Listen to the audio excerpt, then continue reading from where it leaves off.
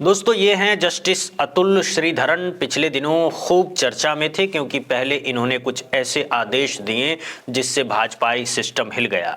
जैसे मध्य प्रदेश के वो भाजपाई मंत्री जिन्होंने सेना की महिला कर्नल को आतंकवादियों की बहन बुलाया था, उस भाजपाई मंत्री के खिलाफ कार्रवाई का आदेश इन्होंने दिया। इसके बाद इनका ट्रांसफर कहीं और होना था, लेकिन भाजपाई सरकार के इशारों पर सुप्रीम कोर्ट कॉलेजियम ने ट्रांसफर कहीं और कर दिया।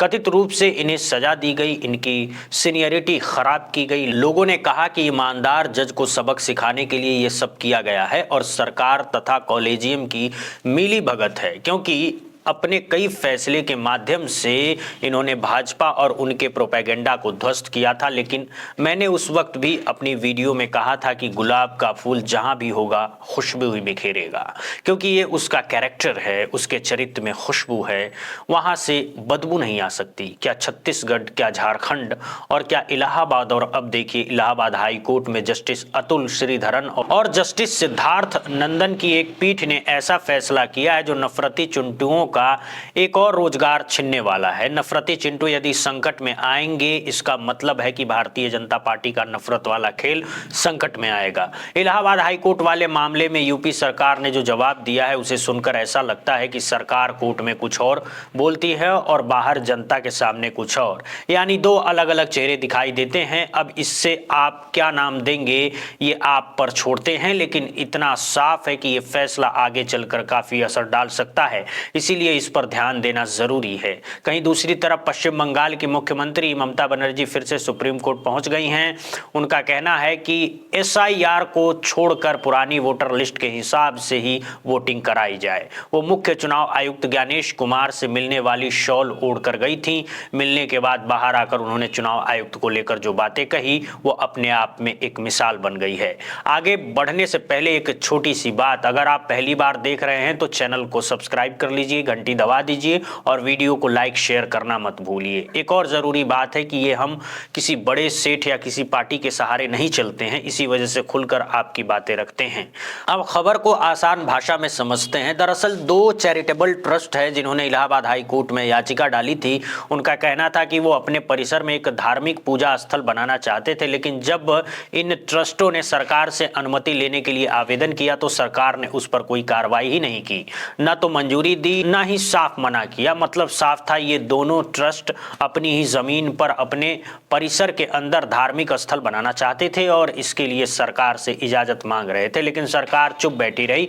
इसके बाद मामला इलाहाबाद हाई कोर्ट पहुंचा। वहां जस्टिस अतुल श्रीधरन और जस्टिस सिद्धार्थ नंदन की बेंच ने इसकी सुनवाई की, लेकिन हाई कोर्ट की बातों से पहले यह समझना जरूरी है कि यूपी सरकार ने कोर्ट में क्या दलील दी है। सरकार ने कहा है कि संविधान का एक अनुच्छेद साफ तौर पर लागू होता है जिसमें बताया गया है कि किसी व्यक्ति को अपने निजी परिसर में धार्मिक प्रार्थना करने से नहीं रोका जा सकता है। सरकार ने यह भी कहा है कि पूरे प्रदेश में सभी नागरिकों को बिना धर्म या बिना किसी और आधार के भेदभाव के कानून की समान सुरक्षा मिलती है। यानी कोर्ट में यूपी सरकार का कहना है कि याचिकाकर्ता हो या कोई और व्यक्ति किसी भी धर्म या समुदाय से हो, सबके लिए कानून एक जैसा है। और जब निजी परिसर में धार्मिक प्रार्थना पर कोई रोक ही नहीं है तो फिर अनुमति की जरूरत ही क्या है।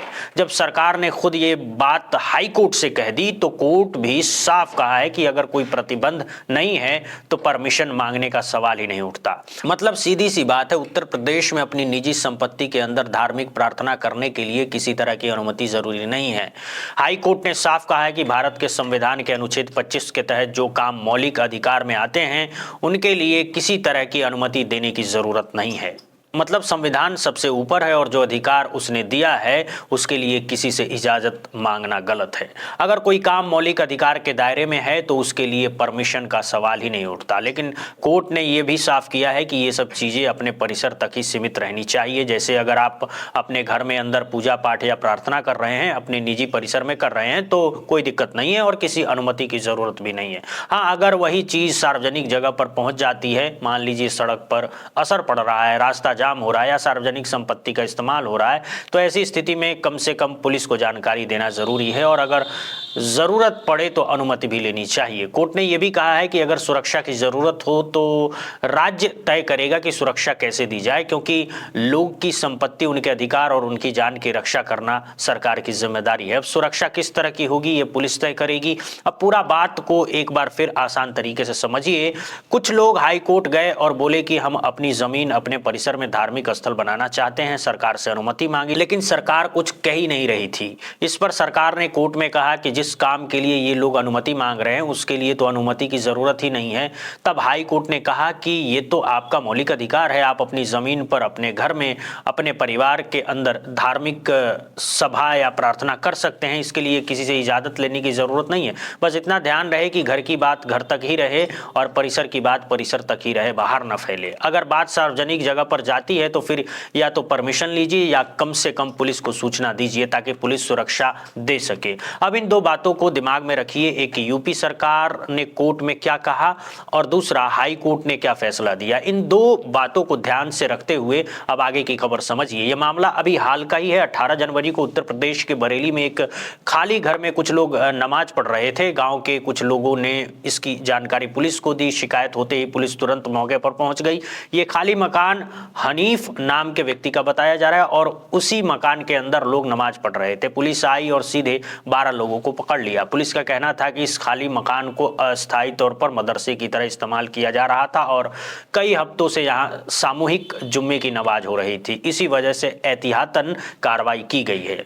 इन 12 लोगों पर शांति भंग करने की धाराओं में चालान किया गया है, मजिस्ट्रेट के सामने पेश किया गया और बाद में उन्होंने जमानत मिल गई।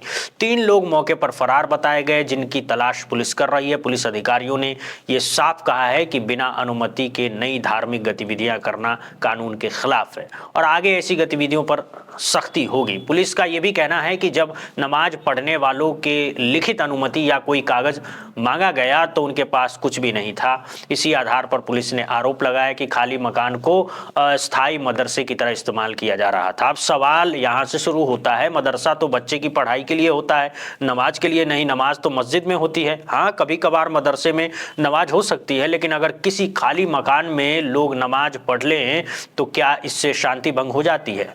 न तो वो कोई सार्वजनिक जगह थी, न सड़क, न कोई सरकारी संपत्ति और ये नई धार्मिक गतिविधि आखिर होती क्या है? अगर कोई हिंदू अपने घर में पहली बार रामायण पाठ करवाए या हरि कीर्तन शुरू करे तो क्या पुलिस वहां भी पहुंचेगी? क्या वहां भी परमिशन का कागज मांगा जाएगा? क्या लोगों को गिरफ्तार किया जाएगा? क्योंकि वही पुलिस अदालत में कहती है कि निजी परिसर के अंदर धार्मिक सभा या प्रार्थना के लिए किसी अनुमति की जरूरत नहीं है, तो फिर ये दोनों बातें एक साथ कैसे सही हो सकती है? मेरी समझ में तो ये मामला अपने आप में विरोधाभास जैसा लग रहा है। अब सवाल अपने आप खड़ा होता है, क्या उत्तर प्रदेश की सरकार अदालत में कुछ और होती है और जनता के बीच में कुछ और? क्या यूपी पुलिस को 2 तरह के नियम कानून सिखाए जाते हैं, एक कोर्ट के लिए और एक आम लोगों के लिए? क्या हिंदुओं के मामले में नियम अलग होते हैं और मुसलमानों के मामले में अलग, जबकि अदालत में खुद यूपी सरकार कहती है कि कानून सबके लिए बराबर है? उत्तर प्रदेश का ही एक और मामला देख लीजिए। ईद के मौके पर छत और सड़क पर नमाज पढ़ने पर रोका गया। सड़क वाली बात तो किसी हद तक समझ में आती है, लेकिन वहां भी सीधी रोक क्यों? कम से कम अनुमति लेने या देने की बात तो होनी चाहिए। लेकिन अगर कोई अपनी छत पर नमाज पढ़ रहा है या कोई भी धार्मिक प्रार्थना कर रहा है तो उससे शांति कैसे भंग हो जाती है? फिर सवाल ये भी है कि क्या ये नियम बाकी धर्मों पर भी लागू होंगे? क्या छत पर होली नहीं खेली जा सकती है? क्या सड़क पर होली नहीं खेली जा सकती है? क्या छत पर, सड़क पर पटाखे नहीं जलाए जा सकते हैं? जब कोई इंसान अपनी मेहनत के पैसे से घर बनाता है तो क्या वो अपने ही घर में धार्मिक काम नहीं कर सकता है? फिर अनुच्छेद 25 और मौलिक अधिकार का मतलब ही क्या रह जाता है? सोचने वाली बात है कि ये वही उत्तर प्रदेश सरकार अलग अलग जगहों पर अलग अलग रवैया अपनाती दिखाई दे रही है। एक और मामला देखिए बिसौली का। कुछ लोग अपने घर में नमाज पढ़ रहे थे, दूसरे समुदाय के लोग ने इसका विरोध किया। पुलिस ने दोनों पक्षों को थाने में बुलाया। हिंदू पक्ष ने आपत्ति जताई जबकि मुस्लिम पक्ष ने कहा कि ये तो शांतिपूर्ण धार्मिक काम है, इससे किसी को क्या दिक्कत होगा। दोनों की बात सुनने के बाद प्रशासन ने कह दिया कि कोई नई परंपरा शुरू नहीं की जाए। अब मुरादाबाद फरीदाबाद का 2023 का मामला देखिए। लाजपत नगर में जाकिर हुसैन का एक मकान था जिसे वो गोदाम की तरह इस्तेमाल करते थे। उनकी लोहे की दुकान थी और आसपास कई हिंदू परिवार रहते थे। शुरुआत में किसी को कोई परेशानी नहीं थी, लेकिन जब एक हिंदूवादी संगठन बीच में आया तब विरोध शुरू हुआ। उस घर के अंदर तरावीह की नमाज होनी थी जो 9 दिन चलनी थी, लेकिन तीसरे दिन ही हंगामा हो गया। नमाज रुकवा दी गई और प्रशासन ने मुस्लिम पक्ष के 10 लोगों को चेतावनी दे दी। यहां तक कह दिया गया कि अगर इलाके में शांति भंग हुई तो 5-5 लाख रुपए का जुर्माना लगाया जाएगा। अब इन सारे मामलों को जोड़कर देखें तो सवाल और गहरा हो जाता है। कहीं नियम कानून कागज पर कुछ और जमीन पर कुछ और तो नहीं चल रहे हैं। समझने वाली बात यह है कि जैसे हिंदू समाज में रामायण पाठ होता है, वैसे मुस्लिम समाज में रमजान के महीने में तरावीह की नमाज पढ़ी जाती है। इसमें होता यह है कि घर या मस्जिद में बैठकर कुरान पढ़ी जाती है। एक जानकार व्यक्ति पढ़ता है और बाकी लोग ध्यान से सुनते हैं। जाकिर हुसैन भी अपने घर में यही कर रहे थे, ठीक वैसे ही जैसे किसी हिंदू घर में रामायण पाठ कराया जाता है और रिश्तेदारों या आसपास के लोगों को बुलाया जाता है। उनका भी कार्यक्रम 9 दिन का था, लेकिन तीसरे ही दिन कुछ हिंदूवादी संगठनों ने हंगामा शुरू कर दिया। जानकार बताते हैं कि जब से इस्लाम है तब से तरावीह की नमाज पढ़ी जाती है, यानी ये कोई नई बात नहीं है। फिर भी अगर कोई अपने ही घर में धार्मिक प्रार्थना कर रहा है और किसी संगठन को उससे दिक्कत हो जाती है तो बवाल करता है, पुलिस बुला ली जाती है और कई मामले में पुलिस भी एक तरफा नजर आती है। यहाँ भी जब पुलिस पहुंची उस वक्त नमाज चल रही थी। पुलिस ने करीब आधा घंटा इंतजार किया और फिर अगले दिन से सब कुछ रुकवा दिया गया। शांति भंग न हो इस नाम पर मुस्लिम समुदाय के ही 10 लोगों को नोटिस दे दिया गया। पुलिस का कहना है कि दोनों पक्षों पर कार्रवाई हुई है। जब बीबीसी की टीम ने हिंदुत्ववादी संगठन के लोगों से पूछा कि आपको दिक्कत क्या है, तो जवाब मिला, हम कोई नई परंपरा शुरू नहीं होने देंगे। लेकिन जब उनसे पूछा गया कि घर के अंदर नमाज पढ़ने से अशांति कैसे फैलती है और ये परंपरा नई या पुरानी है, इस पर उन्हें क्या आपत्ति है, तो इस सवाल का कोई सीधा जवाब नहीं मिला। लोग चुपचाप निकल गए। अब कुल मिलाकर सवाल वही रह जाता है कि क्या उत्तर प्रदेश में दोहरी नीति चल रही है? क्या जनता के बीच नियम कुछ और हैं और अदालत में कुछ और बोला जाता है? क्या हिंदुओं और मुसलमानों के लिए अलग अलग तरीके से कानून लागू हो जाते हैं? उत्तर प्रदेश में शासन और प्रशासन कितना बराबरी का व्यवहार करता है, ये बात किसी से छुपी नहीं है। और सिर्फ यूपी ही नहीं, पड़ोसी देहरादून का मामला भी देख लीजिए। घर के अंदर कुछ लोग नमाज पढ़ रहे थे, तभी एक संगठन ने हंगामा कर दिया। अगर ध्यान से देखें तो आम हिंदुओं या आम लोगों को ऐसी चीजों से कोई परेशानी नहीं होती। दिक्कत ज्यादातर इन्हीं तथाकथित संगठनों को होती है जो हर वक्त ऐसा मौका ढूंढते रहते हैं जिससे माहौल खराब किया जाए और असली मुद्दे से ध्यान हटाया जाए। लेकिन अब तो इलाहाबाद हाई कोर्ट ने साफ कह दिया है कि निजी परिसर या घर के अंदर प्रार्थना सभा करने के लिए किसी तरह की अनुमति की जरूरत नहीं है और खुद सरकार ने भी अदालत में यही बात मानी है। तो अब सवाल यह है कि क्या उत्तर प्रदेश में पुलिस आगे से हाई कोर्ट के आदेशों के मुताबिक चलेगी या नई प्रथा के नाम पर लोगों को परेशान करना बंद होगा? क्या छोटे मोटे संगठनों या नेताओं को खुश करने के लिए आम आदमी के मौलिक अधिकारों पर हमला नहीं किया जाएगा? क्योंकि संविधान का दिया हुआ सबसे मजबूत और सबसे जरूरी अधिकार ही तरह तरह के बहानों से छीना जाने लगेगा तो फिर बाकी अधिकारों की क्या अहमियत रह जाती है?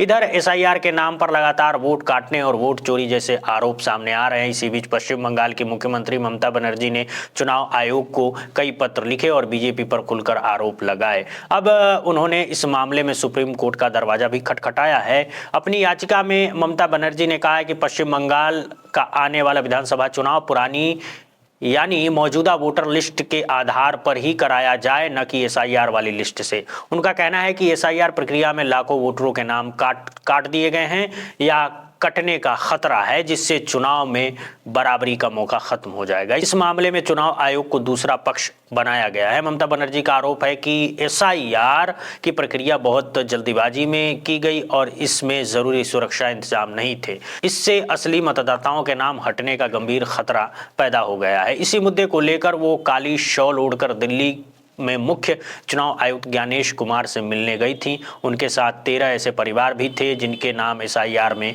काटे जाने का दावा किया गया है। टीएमसी के नेता भी साथ मौजूद थे। एक तरफ चुनाव आयोग के अधिकारियों का कहना है कि ममता बनर्जी ने अपनी बात रखी, लेकिन पूरी बात सुने बिना नाराज होकर बैठक छोड़ दी। वहीं दूसरी तरफ ममता बनर्जी का कहना है कि वो बेहद आहत हैं। उनका कहना है कि इतने लंबे राजनीतिक जीवन में उन्होंने ऐसा अहंकारी और गलत बयान देने वाला चुनाव आयोग कभी नहीं देखा है। उनके मुताबिक ज्ञानेश कुमार का रवैया ऐसा था जैसे वो कोई मालिक हों और बाकी लोग उनके अधीन हों। ममता बनर्जी ने कहा कि उनके साथ बदसलूकी की गई, एक मुख्यमंत्री का अपमान किया गया। उन्होंने साफ कहा कि आपके पास सत्ता की ताकत हो सकती है लेकिन हमारे पास जनता की ताकत है। इसी वजह से उन्होंने बैठक का बहिष्कार कर दिया। थोड़ी देर बाद ममता बनर्जी ने अपनी पार्टी के दफ्तर में आकर कहा कि चुनाव आयोग भाजपा के एजेंडे की तरह काम कर रहा है। उन्होंने दोहराया कि चुनाव आयोग के मुखिया ज्ञानेश कुमार ने चुनी हुई मुख्यमंत्री के साथ अपमानजनक व्यवहार किया है और इसके बाद वही मुख्यमंत्री सामने आकर कह रही हैं कि ये चुनाव आयोग विपक्ष नहीं है। ममता बनर्जी ने कहा कि उन्होंने ज्ञानेश कुमार से साफ कहा है कि वो उनकी कुर्सी का सम्मान करती हैं लेकिन कोई भी कुर्सी हमेशा के लिए नहीं होती है, एक दिन उसे छोड़ना ही पड़ता है। उन्होंने सवाल उठाया कि आखिर बंगाल को ही क्यों निशाना बनाया जा रहा है। उनका आरोप है कि करीब 58 लाख लोगों के नाम वोटर लिस्टें काट दिए गए हैं और उन्हें अपना पक्ष रखने का मौका तक नहीं मिला है। ममता का कहना है कि ये चुनाव आयोग नहीं बल्कि भाजपा की आईटी सेल जैसा काम कर रही है। ममता बनर्जी ने यह भी कहा है कि बैठक के दौरान जिस तरह का रवैया अपनाया गया उससे साफ लगता है कि ज्ञानेश कुमार खुद को बहुत ताकतवर समझते हैं। वो ऐसा बात करते हैं जैसे सामने वाला उनका अधीन हो। सवाल ये है कि उन्हें इतनी ताकत आखिर मिल कहां से रही है, ये सब जानते हैं। उन्होंने तुलना करते हुए कहा कि पहले के चुनाव आयुक्त जनता के प्रति जवाबदेह होते थे, वो सवालों से भागते नहीं थे, ना ही लोगों को डराते थे या धमकाते थे, और सबसे अहम बात वे खुलेआम झूठ नहीं बोलते थे। ममता बनर्जी का कहना है कि उन्होंने अपने राजनीतिक जीवन में इससे ज्यादा झूठ बोलने वाला चुनाव आयुक्त देखा ही नहीं है। उनके मुताबिक झूठ इस तरह बोला जाता है जैसे सामने वाले समझ ही नहीं सकते। ममता ने तंज कसते हुए कहा कि शायद कुछ लोग ये मान बैठे हैं कि उनकी कुर्सी हमेशा के लिए सुरक्षित है और सत्ता जाने के बाद भी उनका इंतजाम हो जाएगा, इसीलिए उन्हें किसी बात का डर नहीं है। अब जरा सोचिए, सबसे बड़ा लोकतांत्रिक संकट और क्या हो सकता है कि चुनाव आयोग पर बार बार सवाल उठे, चुनावों को लेकर विवाद हो, नतीजों पर शक हो और विपक्षी मुख्यमंत्रियों तक को अपमानित किया जाए। अगर एक राज्य की चुनी हुई मुख्यमंत्री के साथ ऐसा व्यवहार हो सकता है तो आम आदमी की स्थिति क्या रह जाती है। वही आम आदमी जिसके वोट पर पूरा लोकतंत्र टिका है और आज उसी से कहा जा रहा है कि पहले साबित करो कि तुम वोटर हो। यही हाल SIR में दिखाई दे रहा है और चिंता की बात यह भी है कि इन मुद्दों पर विपक्ष जिस तरह की मजबूत लड़ाई लड़नी चाहती थी वो नहीं लड़ पा रहा है। लेकिन इसके पीछे भी एक सच्चाई है, जनता नेता तो जनता के वोट से ही आते हैं और जब उसी जनता के वोट पर सवाल खड़े होने लगे तो लोकतंत्र कमजोर हो जाता है। जनता ही जनार्दन है और आज उसी जनार्दन से कागज मांगे जा रहे हैं। यही है आज का अमृतकाल। अगर आपको ये बात पसंद आई हो तो इससे ज़्यादा लोगों तक पहुंचाएं। पहली बार देख रहे हैं तो चैनल को सब्सक्राइब कर लीजिए। हमसे जुड़े रहने के लिए बहुत बहुत धन्यवाद, बहुत बहुत शुक्रिया दोस्तों।